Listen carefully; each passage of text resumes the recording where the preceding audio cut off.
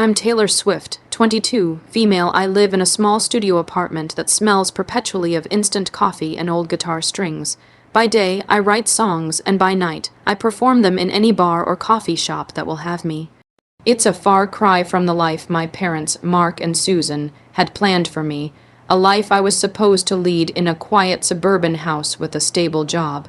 They thought my music was a cute hobby, a phase I would outgrow, but they had no idea that the dream they tried to crush would become the one thing that would expose them to the world. Before this story unfolds, I'd love to connect with you. Please let me know in the comments where you're watching from and what time it is in your corner of the world.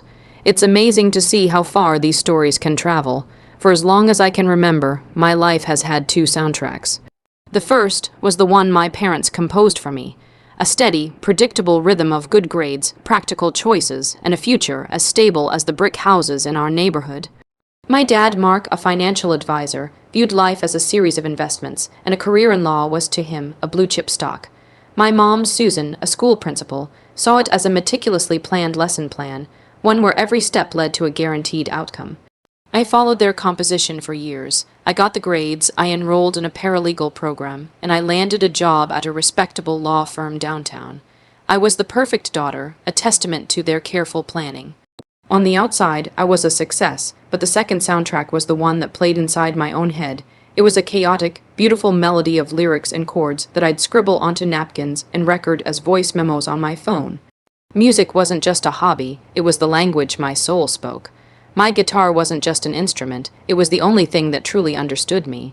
While my parents saw my future in courtrooms and legal briefs, I saw mine on stages under bright lights, sharing my stories with the world.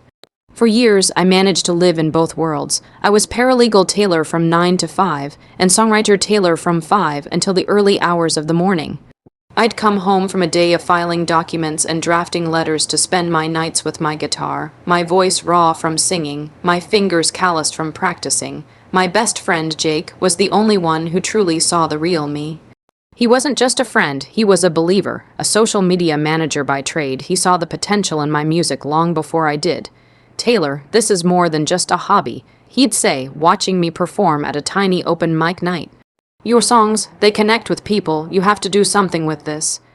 He helped me set up a YouTube channel and a few social media pages. We'd record simple acoustic versions of my songs in my bedroom. The views started small, a few hundred here, 1,000 there, but the comments were what fueled me. People from all over the world were hearing my music and feeling something. They were connecting to my lyrics about heartbreak, hope, and the struggle of feeling out of place. The dream started to feel less like a fantasy and more like a possibility. My secret world was growing, and it was becoming harder and harder to reconcile with my real life. The law firm felt like a cage, the legal jargon a foreign language. My passion was consuming me, and the 9 to 5 was draining the very life I was trying to write songs about. The breaking point came when one of my videos, a song called Blueprint, about feeling like you're living someone else's life plan, started getting traction. It wasn't viral by Hollywood standards, but for me, 0 views was a universe of people. An indie music blogger wrote a piece about it, and a small, independent record label reached out to me, expressing interest. They didn't offer a contract, but they wanted to talk. They wanted to hear more. It was the sign I had been waiting for.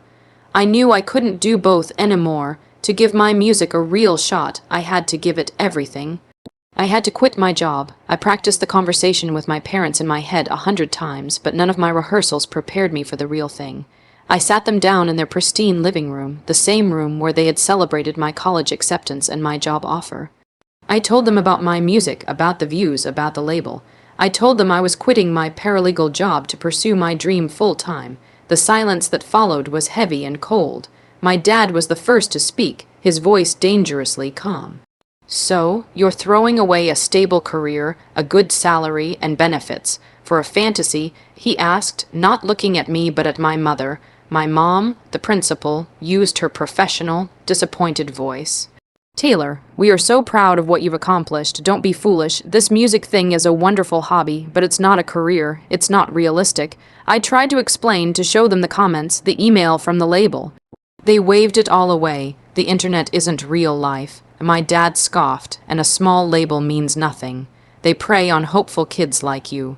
The conversation escalated into the worst fight of my life. They saw my dream as a personal betrayal, an insult to the life they had worked so hard to provide for me. They weren't listening, they were lecturing. Finally, my dad stood up, his face set like stone. He delivered the ultimatum. You have two choices, Taylor. You either walk into that law firm on Monday morning and forget this childish nonsense, or you can pack your bags. We will not support this. We will not enable you to ruin your life. He expected me to crumble, to apologize and agree. He had always been the final word, the unshakable authority, but this time was different. The music in my soul was louder than his anger. My dream was more important than their approval. With tears streaming down my face, I looked him in the eye and said, "I'm not going back to the firm." The finality in my voice hung in the air, a chord of defiance that my parents had never heard from me before. For a moment, they just stared, their expressions a mixture of shock and disbelief, as if I had suddenly started speaking a language they couldn't comprehend. My dad's face hardened, the flicker of surprise replaced by a cold, unyielding fury. "Fine," he said, his voice flat and devoid of emotion. "Then you know the terms. We are not going to stand by and watch you throw your future away. If you're not going to be a part of this family's values, then you can find somewhere else to live." My mom, Susan, just shook her head, her hand pressed to her mouth, tears welling in her eyes. But she didn't say a word to defend me. Her silence was its own form of agreement, a quiet endorsement of my father's decree. It hurt more than his yelling. He was the storm, but she was the silent flood that followed, just as destructive. "You have until the end of the weekend to get your things," he added, turning his back on me to signal the conversation was over. That was it. No negotiation, no room for discussion. I was being evicted from my own life, from the only home I had ever known. The next 2 days were a blur of surreal, quiet agony.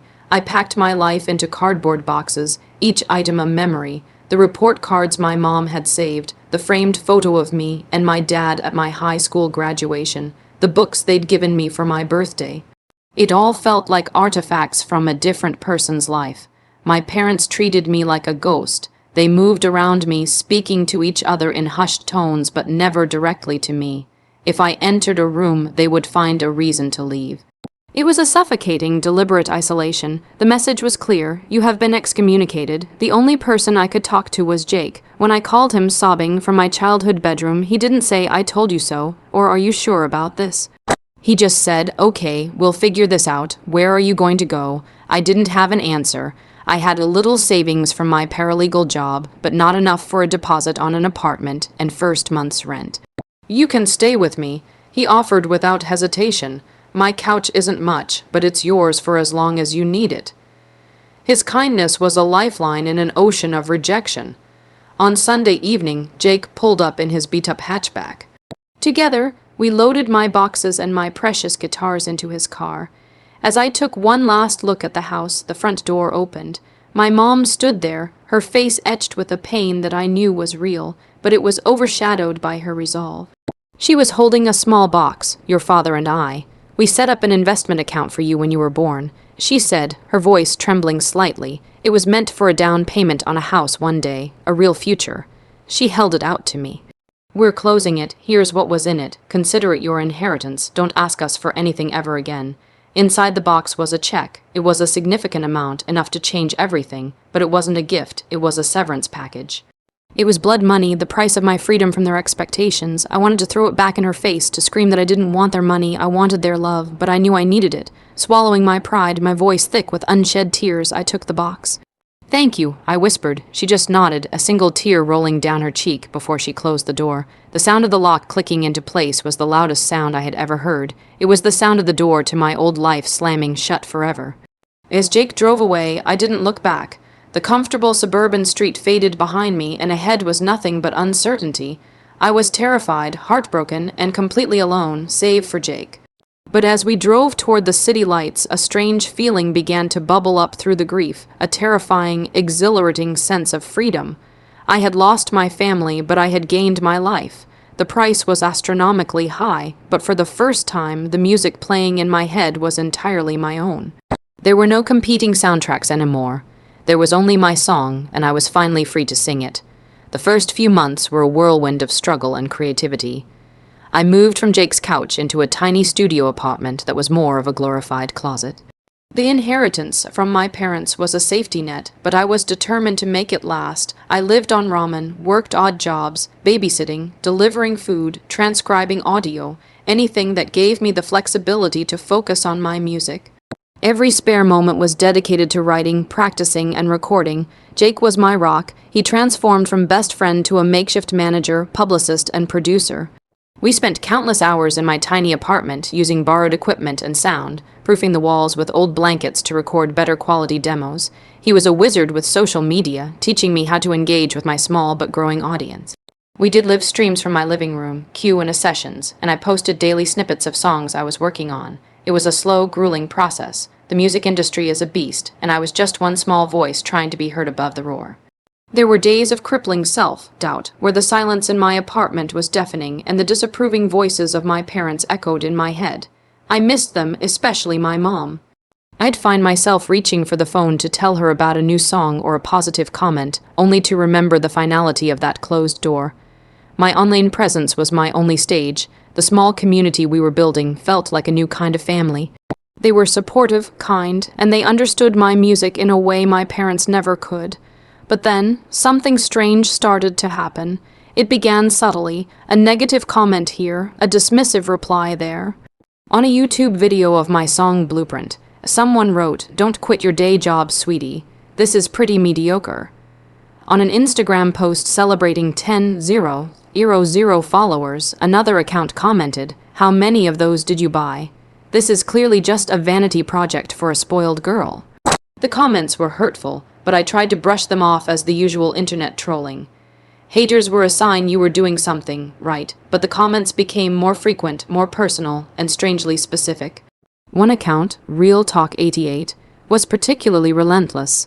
They commented on everything I posted. When I shared a story about struggling to pay rent, they wrote, "Maybe if you had a real job, you wouldn't have to beg for attention online." When I posted a new song about feeling lost, they commented, "So unoriginal, sounds like every other wannabe on this platform." Jake noticed it too. "This Real Talk person has a serious grudge against you," he said one evening, scrolling through my comments on his laptop. "It's not just trolling, it's targeted. Look at this." He pointed to a reply they had left under a supportive comment from a fan. The fan had mentioned my backstory, which I had shared briefly in a live stream, about leaving a stable job to follow my passion.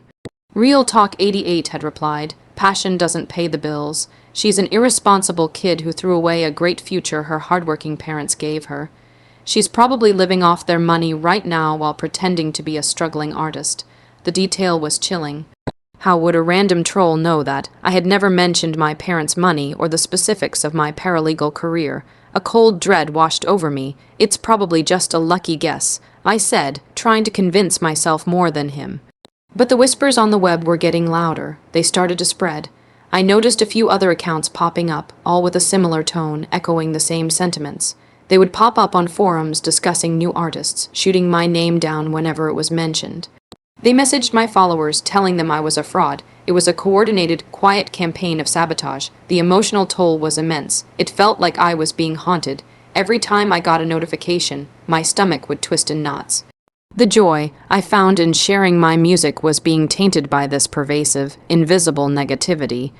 It was a deliberate effort to undermine my credibility and poison the small community I had worked so hard to build. "Who would do this?" I asked Jake, my voice breaking. "Who hates me this much?" He looked at me, his expression serious. "I don't know," he said slowly. "But they know things about you that a stranger shouldn't. This isn't random. Someone is trying to tear you down, Taylor, and we need to find out who it is." The dream of freedom I had felt when I left my parents' house was being replaced by a creeping paranoia.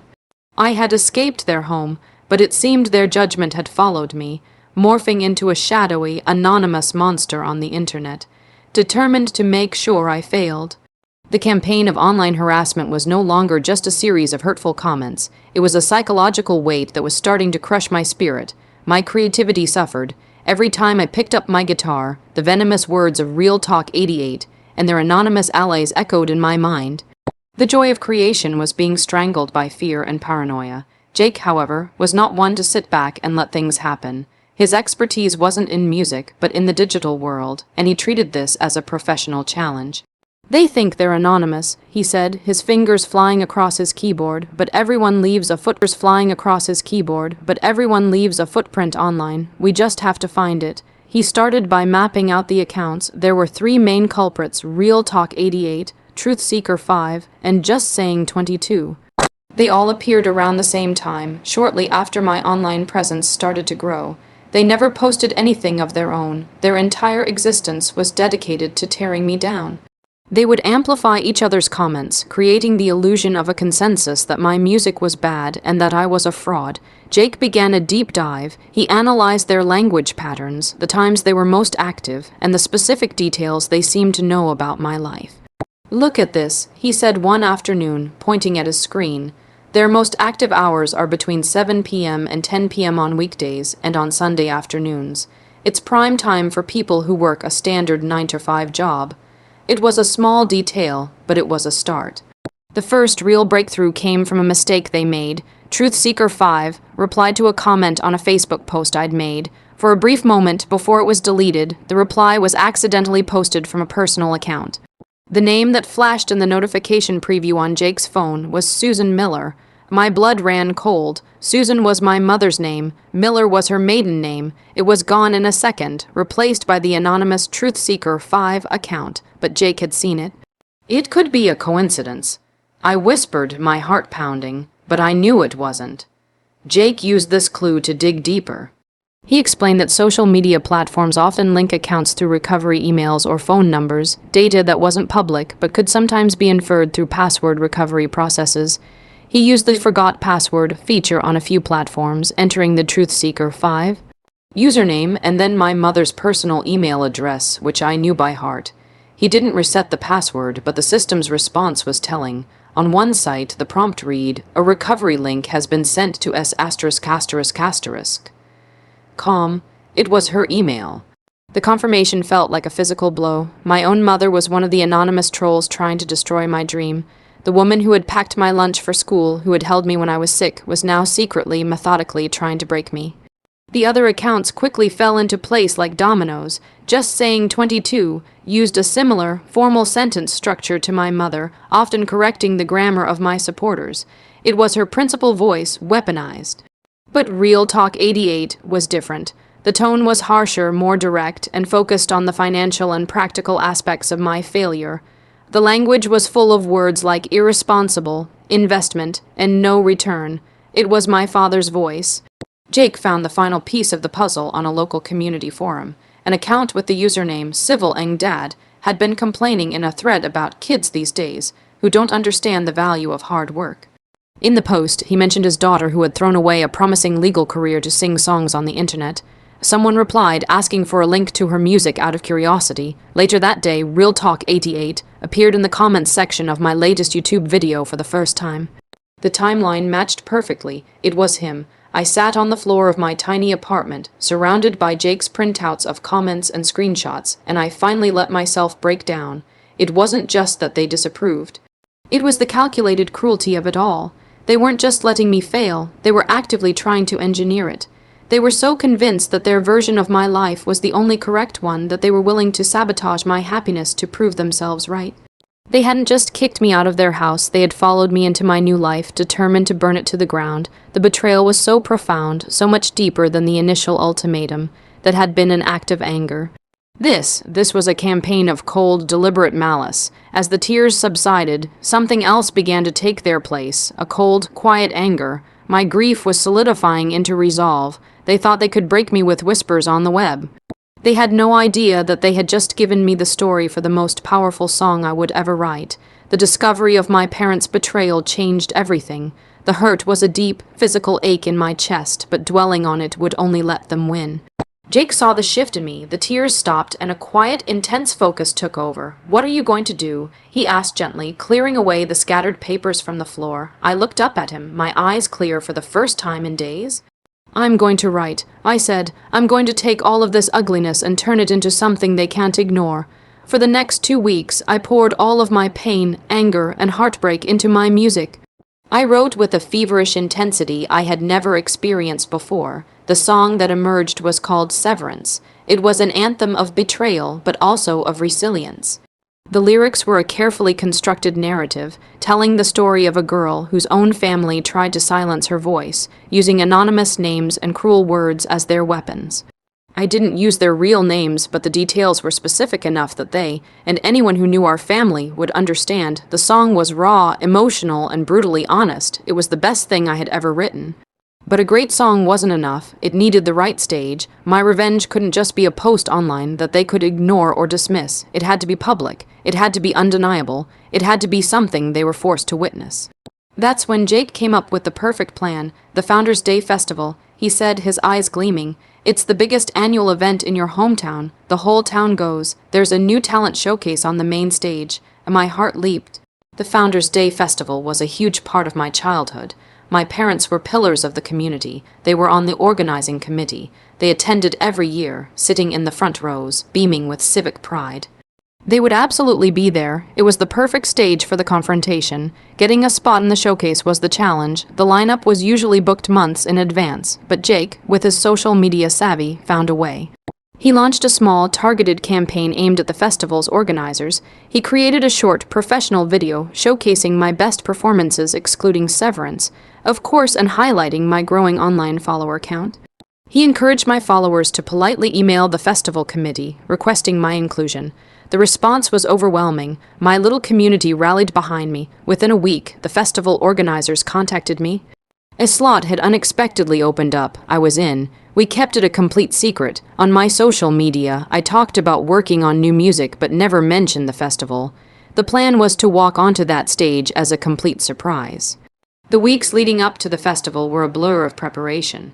I practiced Severance until the chords were an extension of my hands and the lyrics were etched into my soul. I rehearsed it over and over, not just to perfect the music, but to steel myself emotionally. I had to be able to sing it without breaking down, to deliver every word with the strength and conviction it deserved. Jake handled the logistics. He arranged for a friend to professionally film the performance from multiple angles. "This moment needs to be captured," he insisted. "When this song hits the internet, it's going to be your breakthrough." My secret symphony was complete. The song was the composition, the festival was the venue, and my parents would be the unsuspecting audience. They had wanted me to fail in the quiet obscurity of the internet. Instead, I was going to lay their betrayal bare under the bright lights of our hometown's biggest stage. I was terrified, but I was also filled with a powerful sense of purpose. They had given me an ultimatum and slammed a door in my face. Now, I was about to give my final performance, not just as a singer, but as a daughter they no longer knew. The day of the Founders' Day Festival was bright and sunny, a perfect picture of small-town charm. The air was filled with the smell of popcorn and the distant sound of a marching band. To everyone else, it was a day of celebration. To me, it was a day of reckoning. Backstage, my heart was a frantic drum solo against my ribs. I could hear the host on stage warming up the crowd. Peeking through the curtain, I scanned the sea of faces, and then I saw them. My parents, Mark and Susan, sitting in the third row, center. They looked happy, relaxed, chatting with neighbors. My father was wearing his favorite polo shirt, my mother a floral dress. They were the picture of respectable, proud community members. They had no idea their carefully constructed world was about to be shattered by a 3-minute song. Jake gave my shoulder a reassuring squeeze. "You've got this, Taylor." He whispered, "Don't sing it for them. Sing it for you. Sing it for everyone who's ever been told their dream wasn't good enough." His words centered me. He was right. This wasn't just about revenge anymore. It was about reclamation. The host announced my name. "Next up, we have a local talent who's been making some noise online. Please give a warm welcome to Taylor Swift." A polite, scattered applause rippled through the crowd. I saw a flicker of confusion on my parents' faces as I walked onto the stage, my acoustic guitar strapped over my shoulder. My mom leaned over and whispered something to my dad. He just shrugged, a dismissive look on his face. They probably thought I had managed to get a spot in some minor off-books performance. I stepped up to the microphone, my hands trembling slightly. I took a deep breath, looked out over the crowd, and my eyes briefly met my mother's. I gave a small, sad smile, and then I began. I didn't introduce the song. I just let the music speak for itself. The opening chords of Severance were quiet, almost haunting. The first verse was about a childhood bedroom, a packed box, and the cold silence of a family's disappointment. Packed my life inside a cardboard box from the room where you taught me to dream. You stood silent and watched from the door, tearing our family apart at the seam. I saw my mother's hand fly to her chest. Her smile was gone, replaced by a look of utter shock. My father's face darkened. He knew. Then came the chorus, and my voice soared, filled with all the pain and power I had been holding back. And you followed me into the dark with your whispers and your lies, hiding behind a broken screen with your digital disguise. You handed me a check and called it love, but this is your severance, it's finally enough. By the second verse, a hush had fallen over the crowd. People were leaning forward, listening intently. The lyrics painted a clear picture of the online harassment, of the specific phrases real job, vanity project, spoiled girl. I could see the dawning horror and recognition on the faces of people in the crowd who knew my parents well. Friends of the family were starting to glance over at Mark and Susan, their expressions a mixture of confusion and dawning suspicion. My father was rigid, his face pale, his knuckles white as he gripped the armrest of his chair. My mother was openly crying, her face buried in her hands. She couldn't look at me. She couldn't face the truth I was singing to the entire town. I poured every ounce of my soul into the final bridge and chorus, my voice cracking with emotion but never faltering. The song ended on a single, sustained chord that hung in the air like a final, unanswered question. For a moment there was absolute silence. It felt like the entire world was holding its breath. Then a single person in the front row began to clap. Then another and another, until the entire park erupted in a wave of thunderous applause. It was more than just appreciation for a song. It was understanding. It was validation. They had heard me. They had heard my story. I stood there, tears streaming down my face, not of sadness, but of release. I looked directly at my parents one last time. My father stared back, his face a mask of fury and humiliation. My mother wouldn't meet my gaze. I gave a shaky bow to the applauding crowd, unstrapped my guitar, and walked off the stage without a single backward glance. The performance was over. My statement had been made. The immediate aftermath of my performance was chaos. As I walked off stage, my whole body trembling with adrenaline, Jake was there to wrap me in a huge hug, that was. Incredible, he said, his voice thick with emotion. People were staring at me, their faces a mix of pity, admiration, and shock. The whispers in the crowd were no longer anonymous and online. They were real, and they were about my parents. We didn't stick around. Jake had his car parked behind the stage, and we were gone before my parents could even think about trying to confront me. My phone started exploding with notifications almost immediately. Jake's friend had done a phenomenal job filming the performance, and Jake, the social media wizard, had it edited and uploaded to my YouTube channel before we had even made it back to my apartment. He titled it simply, Taylor Swift Severance Live. The video didn't just get views, it exploded. The story was compelling, the performance was raw and emotional, and the context of performing it in front of the very people the song was about was a narrative that people couldn't resist. Music bloggers picked it up. Local news stations wrote articles about the hometown singer who called out her parents. Within a week, it had millions of views. My subscriber count skyrocketed. But most importantly, the email I had been dreaming of finally arrived. It was from the indie label that had shown interest months ago. This time, it wasn't just an inquiry. It was a meeting request. They had seen the video. They were blown away not just by the song, but by the courage it took to perform it. They saw an artist with a story to tell, and they wanted to help me tell it. My parents, however, were living a very different reality. The public humiliation was swift and brutal. In a small town where reputation is everything, they became social pariahs overnight. The friends they had been laughing with at the festival were now crossing the street to avoid them. My father, a financial advisor whose business ran on trust, began losing clients.